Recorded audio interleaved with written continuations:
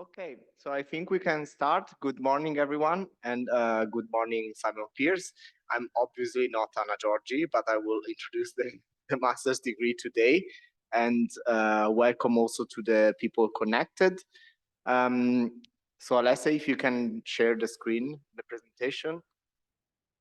So today we will go briefly through the overall objectives of the master's degree. Then we will have the presentation from two students, current students that are studying the master's program.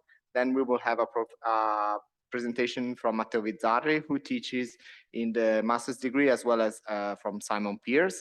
And then lastly, we will conclude with a Q&A session. So I anticipate that if you want to already start asking questions, you can also write them in the chat and we will try to assess them later on. So I would briefly, okay. So to start with, I don't know if all of you are aware where we are located, but basically we are in the northeast part of Lombardy region, and we are approximately 150 kilometers away from Milan, and we are located in the upper part of the Camonica Valley. And that's where you will be studying. So all the classes will be taught here, and this will be the location if you enroll in the master's degree, where you will have all the classes, all the courses, and all the exams as well. Okay, so this is a brief map in order to contextualize. So we are in the heart of the Italian Central Alps, and it's a small village with approximately 5,000 inhabitants. Okay, so and our university has been established almost 26 years ago, and we have a bachelor degree now that has been running for more than 25 years. We have this master's degree. We also do post degree classes that are taught in Italian, and then we also have the multidisciplinary research center where we collaborate with a lot of international institutions, and this will be essential in the next slides with the opportunities of traineeship and projects that you will be able to have access to during your studies. Okay, so these are a little bit the numbers of our entities. So we have already almost 550 graduates in the bachelor degree because the current students that will present later on are currently in the second year of their studies in the master's degree. As you can see, we're really active also on research activities. So we have a lot of research projects at the national and the international level. We are active also from the scientific point of view. And then we also do a lot of dissemination. So we engage a lot with the stakeholders in the local level, as well as in the national and international level. But going briefly on through the master's degree course, which I guess is the reason why you're connected today. So basically the topic of your master's degree will focus merely on mountain areas and their sustainable development. So it's a master's degree that focuses on the management and sustainable development of these specific territories with a multidisciplinary approach. So the idea is that we encompass different disciplines and different activities in order for you to gather, like, let's say, a unique vision and a comprehensive vision on these areas and their valorization, their potentialities, as well as their possible development. So here you see a little bit the overview of the compulsory courses for the first year and the second year. As you can see, they're really interdisciplinary. So the main focus, of course, is the natural and environmental sciences, but we have also, as an example, European Union law and sustainable management and bioeconomy of mountain forests, which we will have the introduction a little bit later, and also web communication theories and techniques. Then there are some elective courses which you will be able to attend and to select.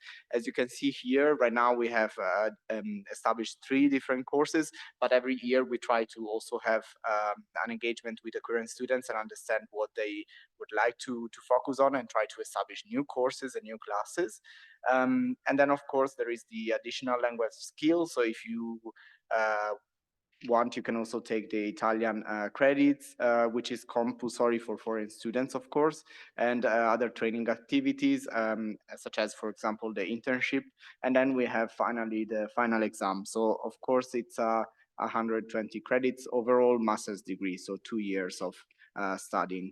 And our approach in all the classes, but then I guess I will leave the floor to the professors that teach some of the classes in the master's degree, is to learn by doing. So we try to have a really on the ground, a lot of on the ground activities. We try to also have you connect with the relevant stakeholders for the development of mountain areas in different sectors. So the idea is that we will try to have you engaged as much as possible with different realities at the national as well as the international level.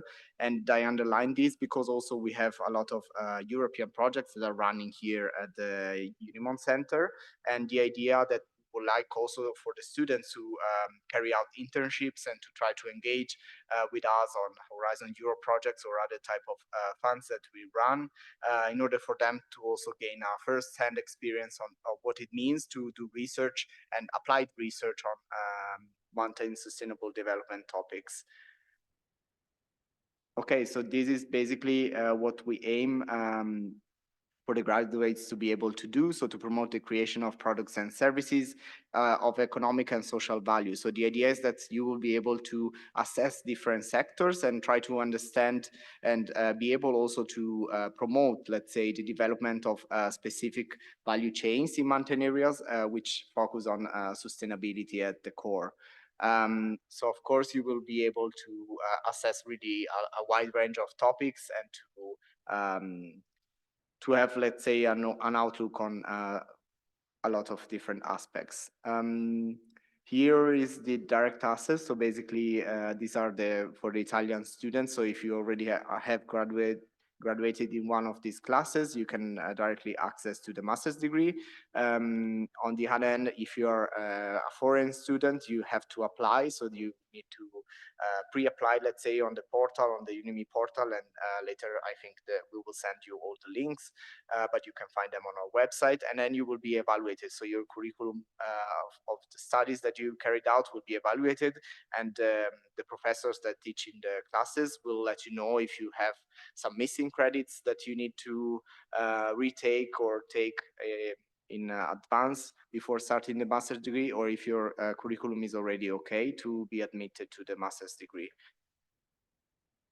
And of course, here we also, being part of the University of Milan, of course, we also have a lot of opportunities concerning the mobility with other countries. So Erasmus Plus, for example, is one of the main programs, and Swiss mobility program. So you will be able also to engage on an international level and to study abroad for 1 semester or 1 year, depends by the type of fund that you apply to.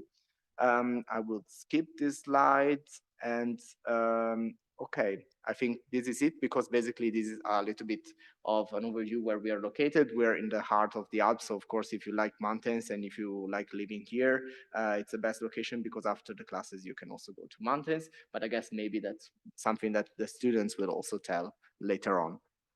Okay, I'm finished. So I think we have a brief video to show. So please, Alessia, if you can show it.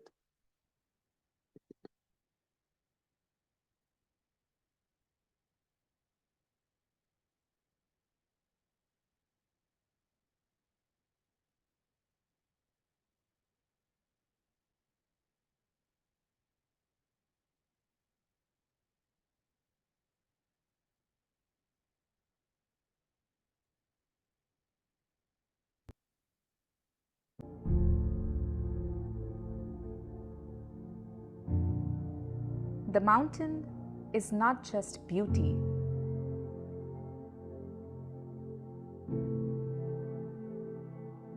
The mountain is not just passion. The mountain is not just nature. The mountains mean commitment, application, and constancy. The commitment, the application, and the constancy that gives extraordinary rewards.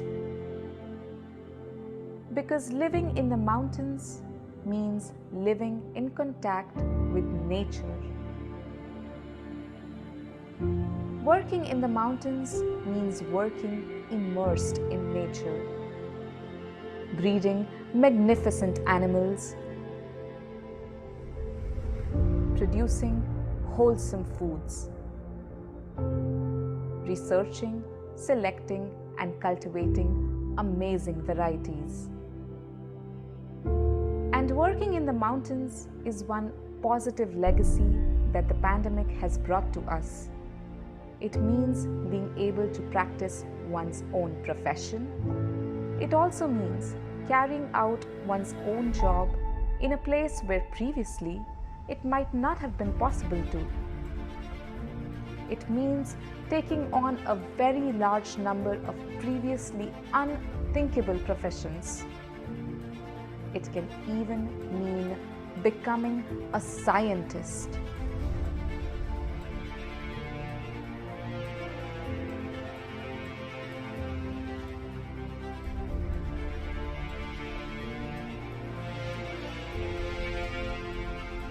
You can meet those who have chosen to experience the wonders of the mountains.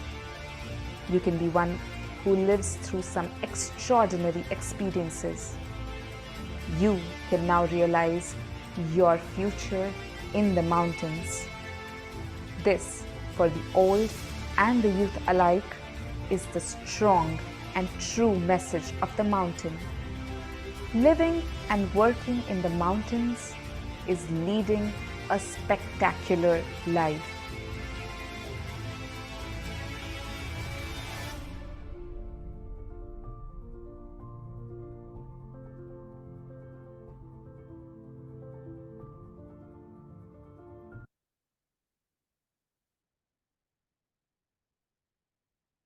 Okay, thanks, Alessia. And so I would briefly pass the word to our students because, of course, I think it's the best to have their opinion and their experiences to be shared with you potential students. So I will leave the floor, first of all, to Matteo Pissis and to Alexandra Smirnova to present a little bit what they've been studying and the activities they've been carrying out and what they think of the master's degree. So please, Matteo and then Alexandra. Yeah, thank you, Stefano. Hello, everybody. We prepared some pictures in order to try to give you an overview of our experience here at the Unimont Master's degree. And, yeah, starting from not a very didactical experience. I had the chance, first of all, here living in Edolo, to, as we could see from the video, to have a contact, close contact with the nature. And so, for example, here I was in Cyprus. This spring school I attended thanks to the Unimont advertising, and here we are having an activity in which we looked at the life cycle of barn owls. And we also looked at various different stakeholders in Cyprus, in the mountain areas of Troodos, and was really a unique opportunity. I would say I wouldn't have in big universities as the one in which I attended the bachelor degree. And then, yeah, what I always talk about when people ask me about what I do in this master's degree, I always talk about outdoor activities. There are many we followed during this course. Here we are in the Stelvio National Park with Professor Corlatti, and we could have a deep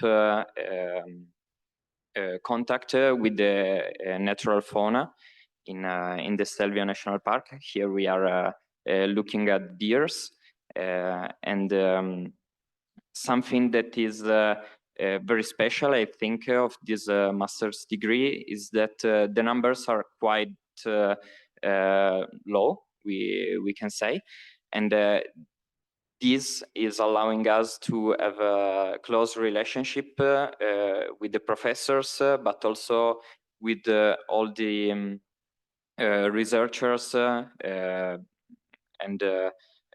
there is also the laboratory. There are many projects in which Unimont is involved. And again, this is not possible, in my opinion, in a big university in which I would say relationships are quite less confidential, we can say. Here are, for example, with Simon Pierce, in a botanical experience we had at Monterera. And something also I really liked is that many of the students are from different backgrounds, and this is something that is giving higher value to the projects we usually do in the lessons and as exams. Again, here we went in Brussels to see the European Parliament and to have an overview about the institutional and advocacy activities. There are in also in Euromontana headquarters. Yeah, and also another very important activity we had is the one with Professor Lorenzo Micheli, in which we essentially made an hackathon, a project in which we involved the students of the high school here in Edolo. And again, it's I think something that is thanks to the professor's capability, and was a direct experience of involving people in the educational background. And here, otherwise, in Camon, we could meet directly some social innovation actors in Monno, municipality near Edolo. They are also very involved in the agronomy, not only social background. They have a seeds bank, and I think for me, at least, it's very important to have a strict, close contact with the food supply chain, and Camon gave us this opportunity. And more or less, that's it. And yeah, I personally, as you might understand, like the fact that we have close relationships with the professors and with the researchers, because this is giving the opportunity to really understand many types of activities and jobs to which this master's degree is related. Okay, thank you, Matteo. And of course, if any of you wants to ask questions directly to the students, that's also possible later on. So Alexandra, please, I leave the floor to you. Hi everyone, and my name is Alexandra. I came here from Moscow, but I have less experience than Matteo because I'm just first year student in master degree course. But I can say that as a citizens from a very big city, here living in Adela for me is an incredible experience because here you just can explore the mountains not only in classes during the lectures or seminars, but you can go for field trips or just walking in 5 minutes from a classroom and see how mountain looks like. And for example, you will have a geology course and you can just walk in 5 minutes in the mountains and see how it works and how it looks like. And we can say about the subjects and for more understanding the sustainable development, this course provides a lot of subjects, for example, bioeconomy, geology, ecology, biodiversity, and this very wide range of the subject can help delve deeper into a sustainable development and valorization of mountain region. Thank you, Alexandra and Matteo. And so I would move on with the next slot, but I again repeat, if you want to ask them questions, please write in the chat. So I will leave the floor to Matteo Vizzari, who is a researcher and will present a little bit the course that he's teaching in the master's degree.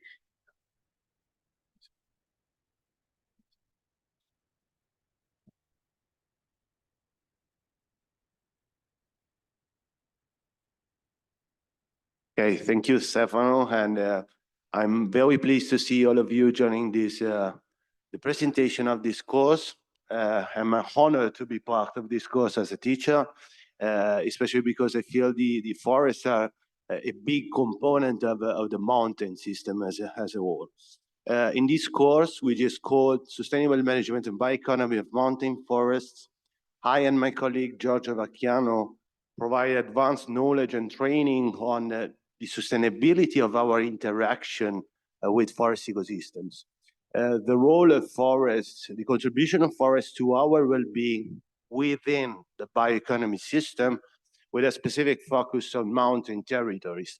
In other words, this course addresses the main challenges related to sustainability managing forest ecosystems and forest resources as such, including the improvement of the social and economic well-being in mountain territories. Next slide, please.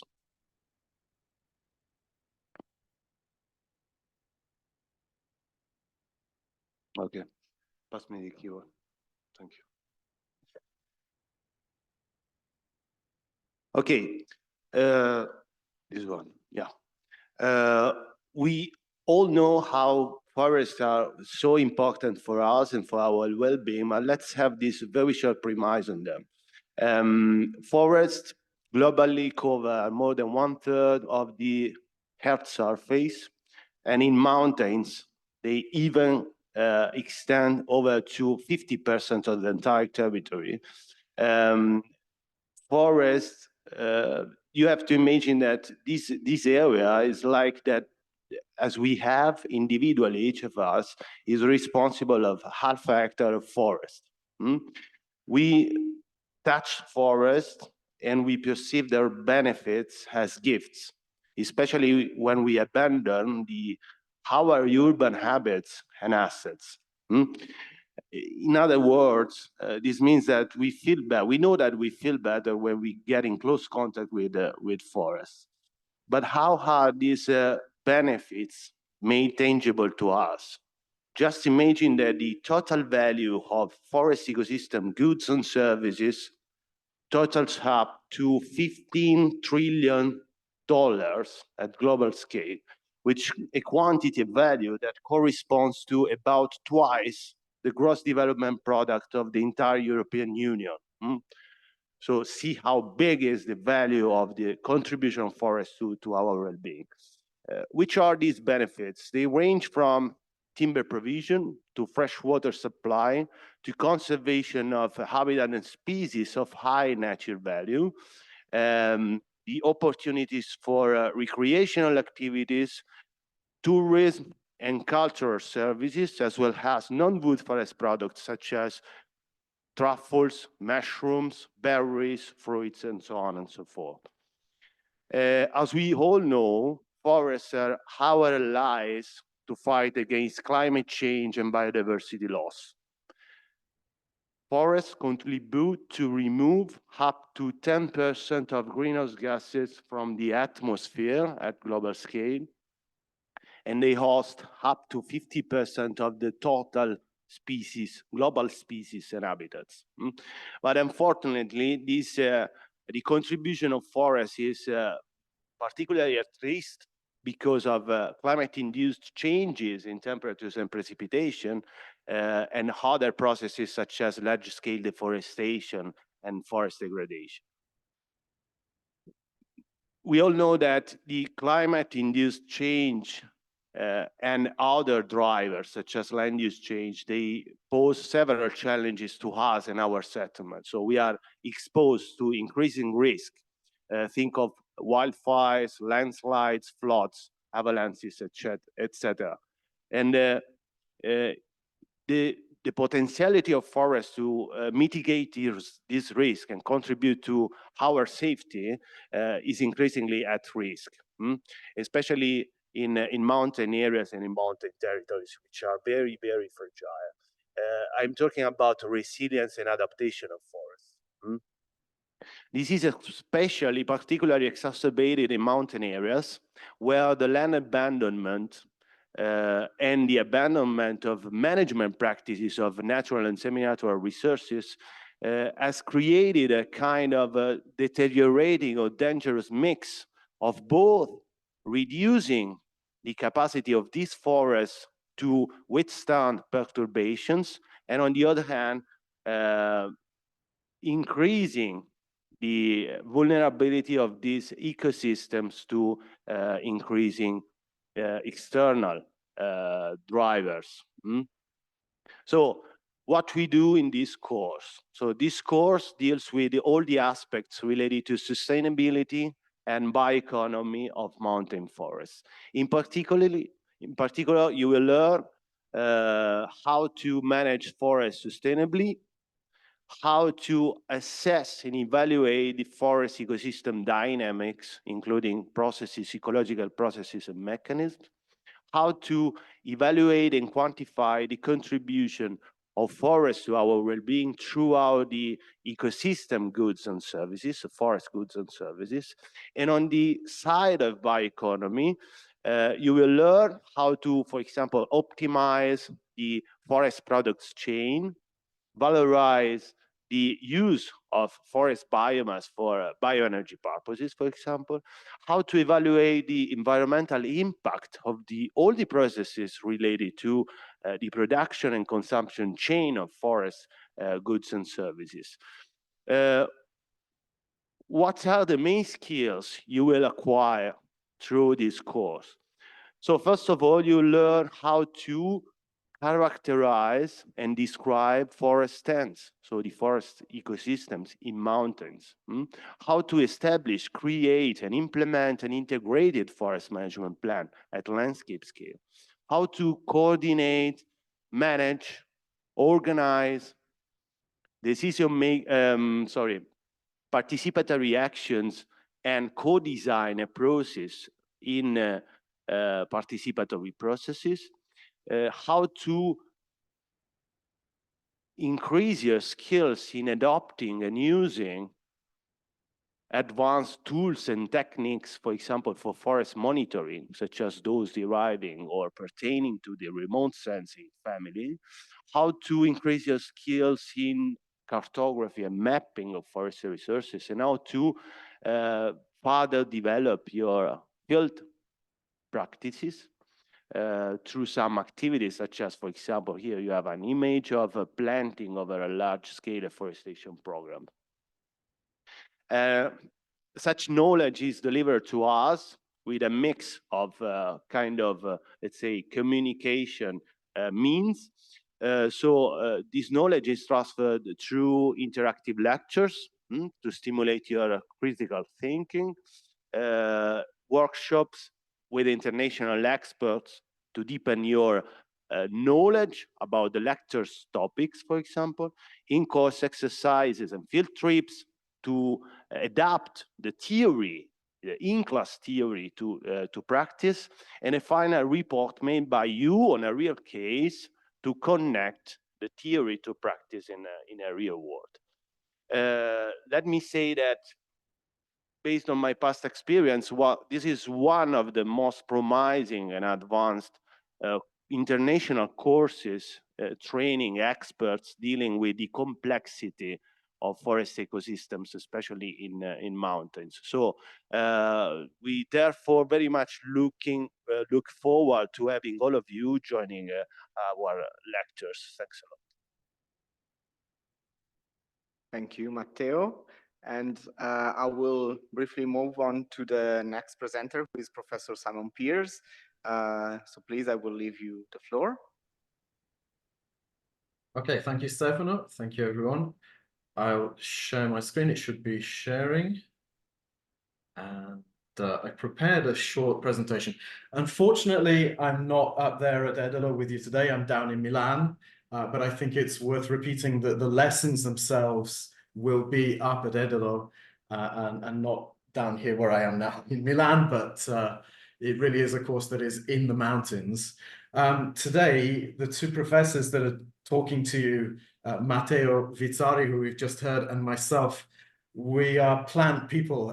Matteo deals with forests. I deal with herbaceous plants. So today you're getting a taste of the course, which is very heavily towards plants, let's say. Of course, the course is much more than that, but I can really only talk about the plants and the expertise that I have. And I think that it is worth saying that in this course, the professors really are experts on their particular field of research. So we've just had a little taste of forests and sustainable management of forests. And I'll talk to you now about plant biodiversity from the point of view of herbaceous plants. So the particular teaching unit that I teach is mountain ecosystems and biodiversity valorization. So ecosystems, biodiversity, the range of plants. But here we're not just talking about pretty flowers, different kinds of flowers, wild plants, the variability of wild plants, yes, but also cultivated plants, domesticated plants, agricultural biodiversity in the mountain context, but also habitats, vegetation types, and the kind of problems and solutions that we find in the mountain context. So actually, I am part of a teaching unit which has an animal part to it, animal resources in mountain environments. Unfortunately, Professor Mattiello isn't here today, but I'm presenting for both of us in a way. And I'm specifically teaching the unit on plant resources in mountain environments. So I think it's worth saying that at the heart of everything that we teach, there are the objectives of the master's degree itself, so the overall master's degree. And this is all about analyzing, monitoring, well, understanding mountain forests and agricultural ecosystems, wild ecosystems, semi-natural ecosystems, understanding and analyzing. And there is a large component of this which is about analysis and so methods, collecting, processing, interpreting, conservation of data. So these concepts about analysis and understanding and using data are at the heart of all of the things that are in this master's degree. I'm going to talk to you very specifically about my teaching unit, which is the plant resources in mountain environments. These are photographs from the field trips that we had last year, because part of the teaching is the kind of more practical side of it, the field course side of it, and then part of it is the lessons. So these are actually photographs from the field course. One of the students before, Matteo, actually showed some different photographs. I'd like you to send me those photographs, Matteo.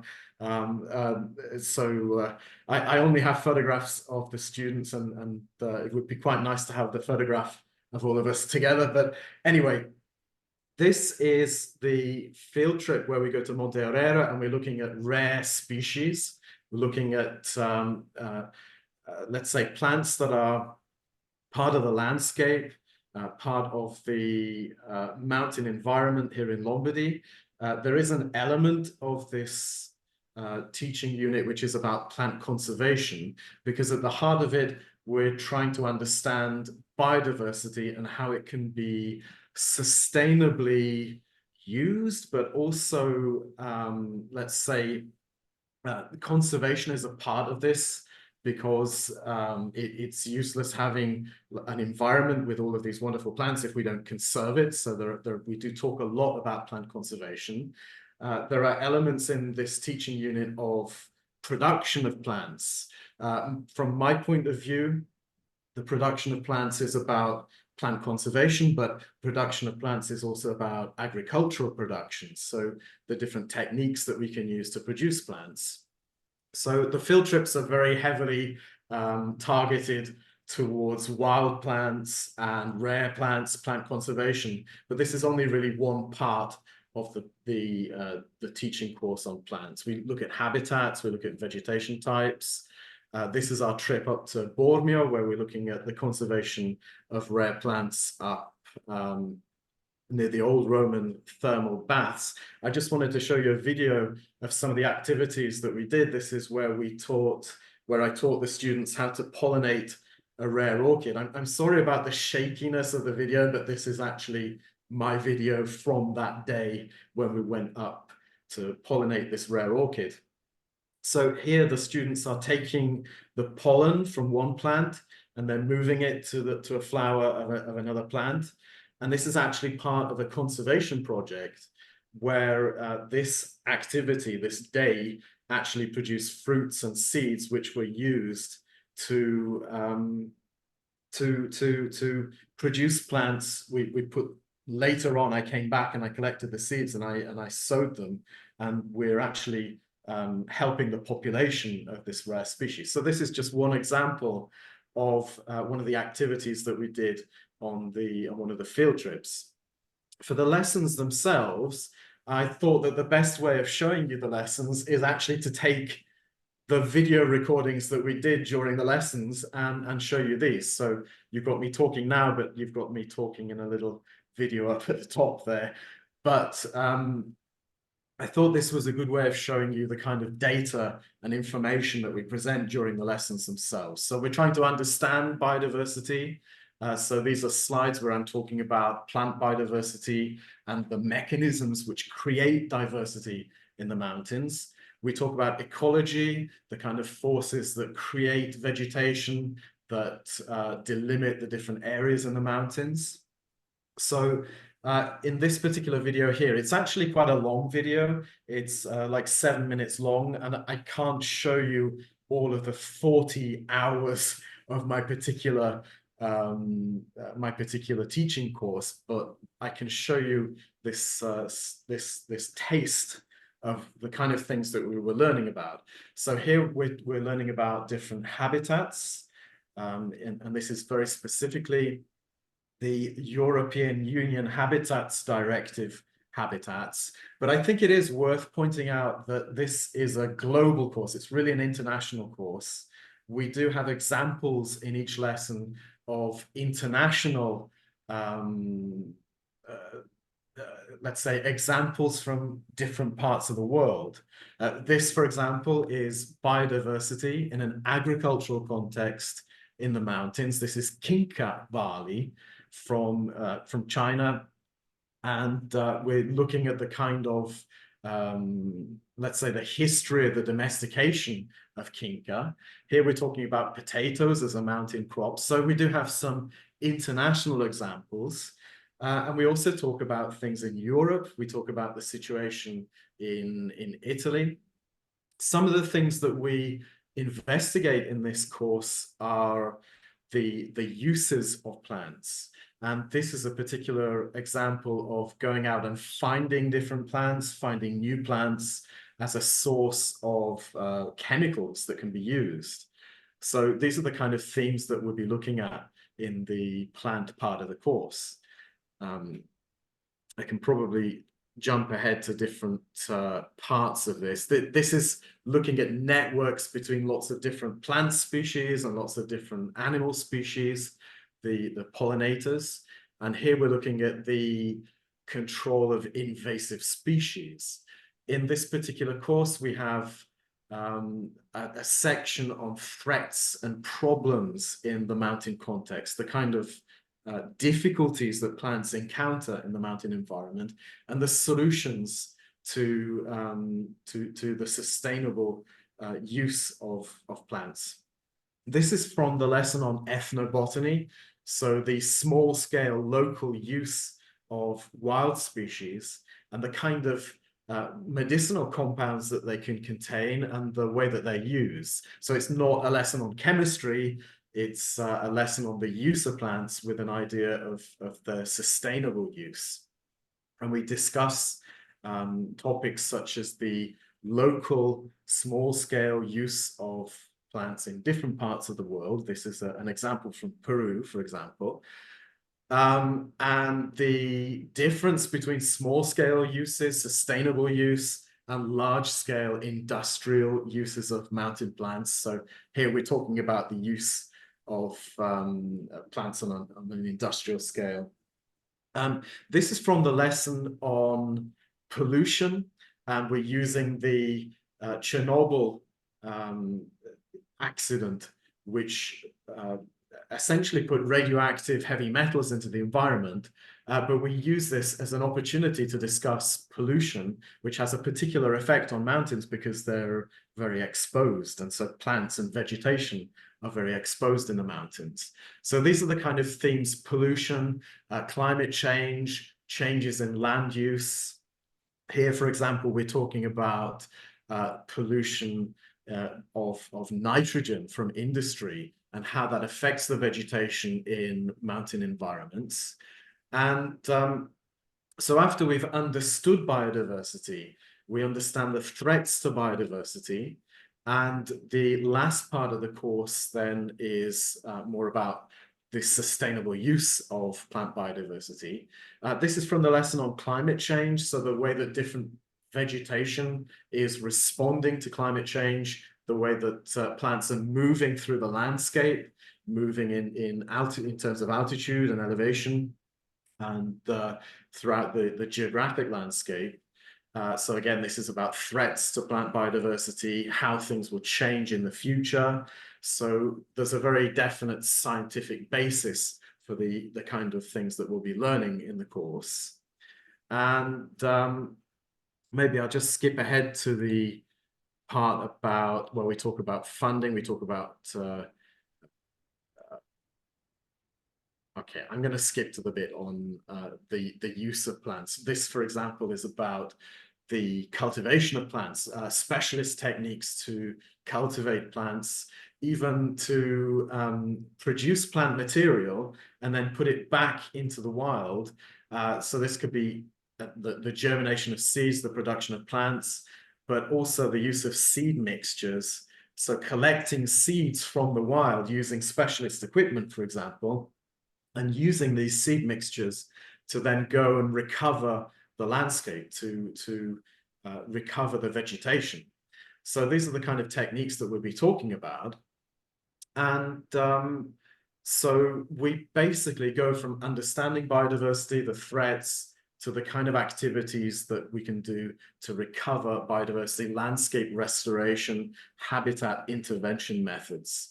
So my particular course is 20 lessons. It's a lot of information, and I've only really been able to give you a small taste of that here.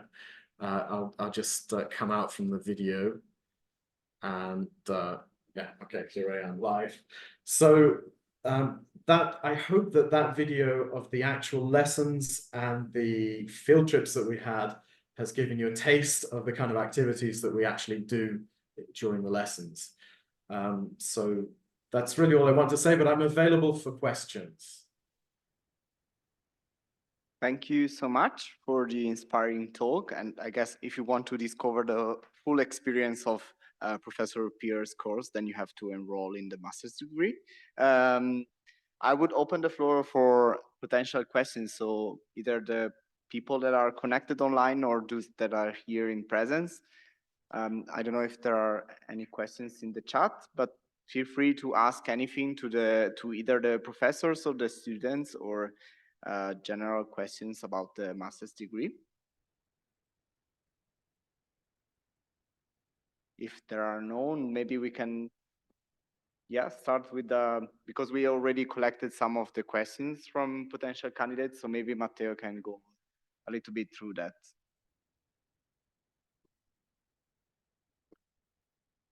I think we got, Alessio, sorry, I think we got some question in previously, back on, I don't know, 1 month ago. Okay. So I have a list of questions here, but I think 2 of them are worth to be replied to. So which are the main, the career or job opportunities after completing this course? Okay, let's say that a graduate in this master's degree course will be able to recognize and evaluate mountain resources, ecosystem services, and impacts of climate change and human activities on natural and semi-natural resources, including processes, mechanism, adaptation, and resilience as well. There are many possibilities for job posts. One is like to work as an expert to develop biodiversity conservation programs and promote traditional renowned products, for example, from natural resources. Other experts can operate in funding opportunities for mountain development and use technological tools for territorial management and tourism in particular. And also the expertise you will gain through this course can be extended to economic and legal frameworks, for example, enabling strategic decision-making and interdisciplinary collaboration in many sectors, environmental tourism, agroforestry, and energy. Other career paths include roles in consultancy, forestry, tourism promotion, local governance, research, environmental agencies, and also opportunities in entrepreneurship or in public service position, for example. I hope I answered this question. Then, Luca, another question is on is there any specialization of courses regarding mountain ecology? I don't know, Simon, if you have an idea or a clue on this question.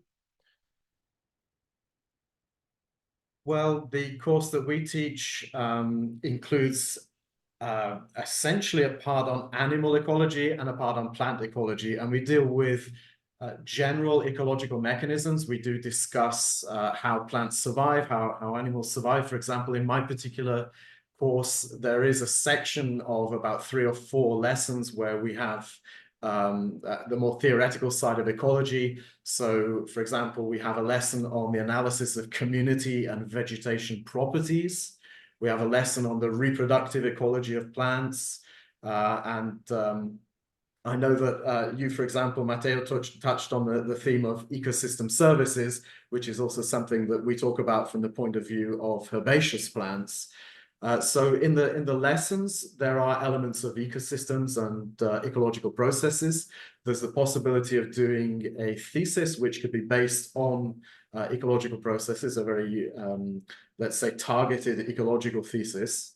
So yeah, I think between the different teaching units, there is a lot of ecology in this course.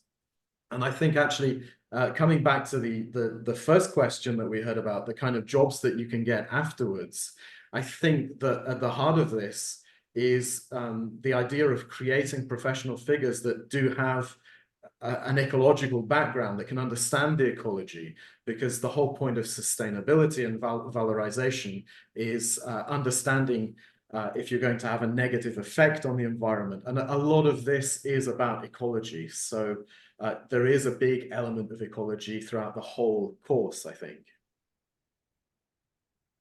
Yes, thank you, Simon. Just to complement what you just said, yeah, I fully agree with you. So let's say in this question, the two terms, mountain and ecology, are quite broad, in the sense that Simon, of course, Professor Pierce, specified a little bit, gave you more detail on this.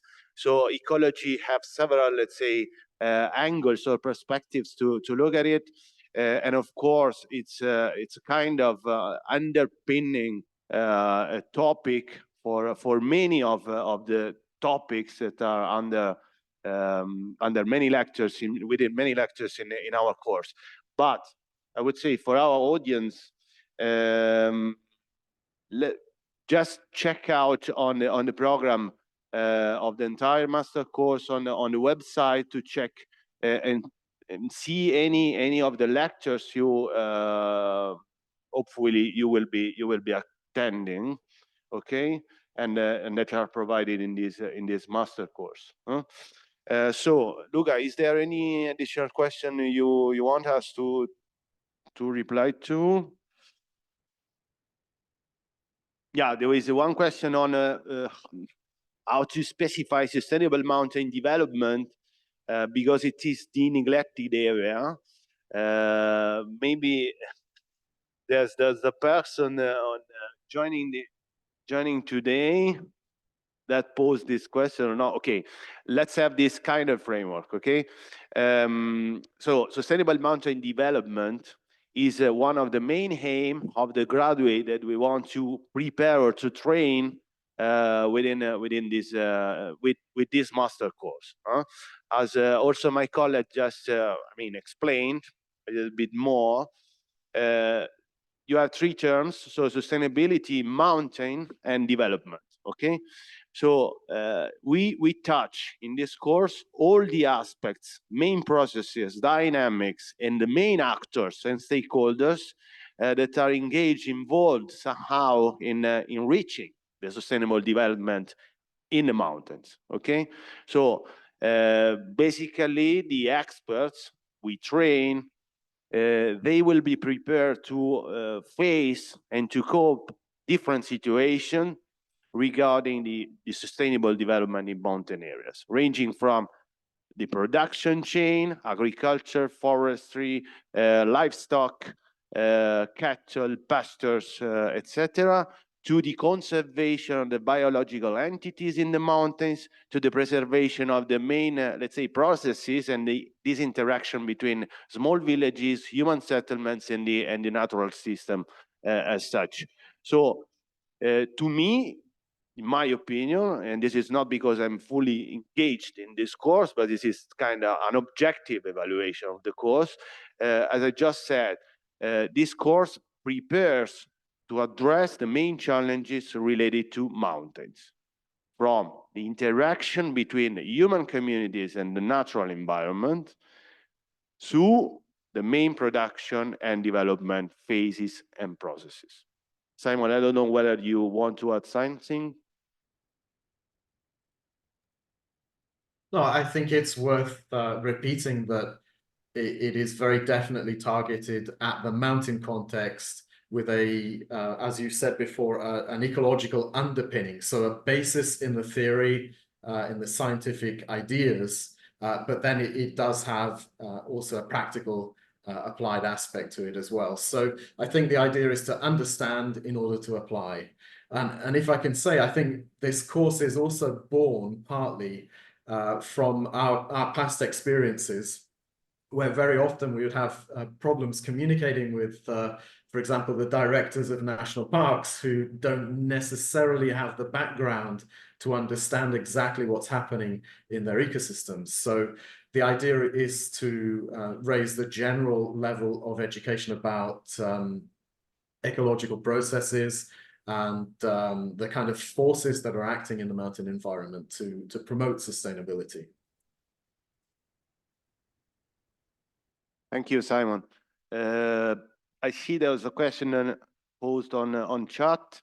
Let's try to answer this. The presence is not mandatory, but is strongly encouraged. Of course, there is an added value to attend a lecture in presence. First of all, there is a personal contact and an exchange of information among us, so between the teacher and the students. Then there might be connection issues, so not always the lecture can be followed in its entirety, and also there are side let's say moments where there might be some discussion, some deepening of the contents treated during the topics treated during the lecture. So the presence, the physical presence at the lectures is strongly encouraged, but it's not mandatory. If there is no possibility for you to attend, and this after 2 years after COVID pandemic, for us as teacher, the recording is not mandatory anymore, but it can be made upon request. So if there is any specific issue or problem in attending physically the lectures, of course we can manage it, we can discuss and accommodate any further need. Then there is another question: to what extent does background education matter compared to work experience while applying for the program? Didn't get the question, so Sadbar, can you please detail a little bit more or explain further your question? I think maybe I understand that the concern of this guy is about having a different background to access the master's degree, and I would say this is not a problem in my experience. And I saw different backgrounds of the several students of the master's degree. Every course is really understandable, and there are no constraints, no obstacles in understanding fully the meaning of the courses.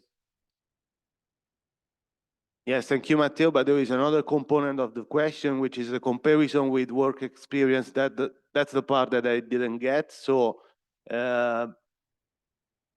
Sadbar, can you intervene and clarify your question? Otherwise, we skip it.